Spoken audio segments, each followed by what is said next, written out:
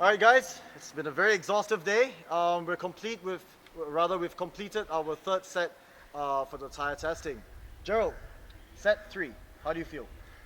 Set 3 I would say gave the most consistent everything. Right. Turn in is good, mid corner is good, exit is good, but honestly nothing very spectacular about this tire. It's just very consistent. Everything, every department, it it performed well. Right. You know, nothing that really took me by wow, you know, it's such a great tire. But having said that, I must say that I think I experienced a little bit of mechanical issues with this run. Right.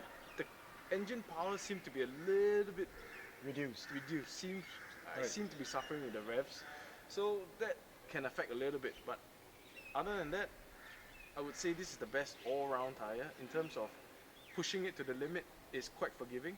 It doesn't really break out of traction that quickly, and even after it breaks out, the way it tails off is very manageable. Also, I mean, just reviewing how I can drive this tire now. Entering the corner, I can definitely lean on the tire a lot. Definitely better than the first one. So the tire walls are good. Good and stiff. Definitely good and stiff. And more importantly is how the tire delivers the grip is very inspiring for this particular set. So I would say set 3 is the best all-rounder. I mean, now that I'm thinking about it, I'll start to compare with set Right. 1 and 2. Set 2 is very good turn in and mid corner, braking not so good. Set 1 seems to be the least in terms of performance. Okay. So yeah, I think that is. I mean, offhand I just came out, so but that is offhand what I can remember and a few of the 3 different sets. Okay. Now Gerald still has no idea what tires went onto the car for set 1, set 2, and set 3. Now, before we tell you what tires those were, if you are now advising friends who are interested in coming to Sepang for a track day, they're not racers, they're not professionals, they have a car and they've done it up so that they can enjoy themselves on track. Between set 1, set 2, and set 3, which tires do you think you would recommend to a novice? Oh, it's $1 million question. It is $1 million question. To a novice, to a beginner. Say for example, this person's first time. I would say either the first set or the third set. Right. Because the way the tire breaks traction, first set and the third set has got very progressive and nice.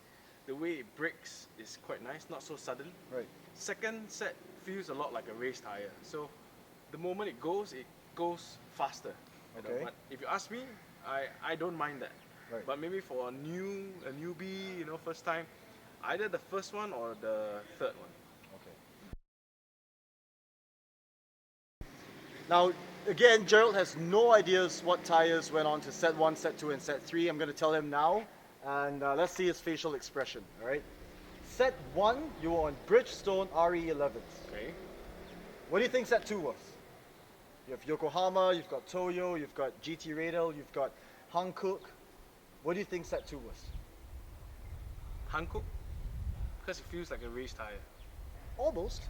Second tires were Federal tires. Really? 595 RSRs. Really pretty good. What do you think Really the good. third set of tires were then? Okay, I'll tell them. The third set were Hankook RS3s. Oh, so the third one is Hankook. Yes. Second one is. Were the Federals. Wow, felt like the second set is Hankook. Right. Well, I think what's interesting today, like we introduced earlier in the video, is that we are using UHP tires for this test. They're ultra high performance tires and basically street going tires. So they have good water drainage threads and will allow you to go onto the streets and onto the track for a good weekend track day. As I mentioned as well in the intro video, our second stage of the video series will include semi-slick tires and full slick tires rather in our third and fourth series. So stay tuned.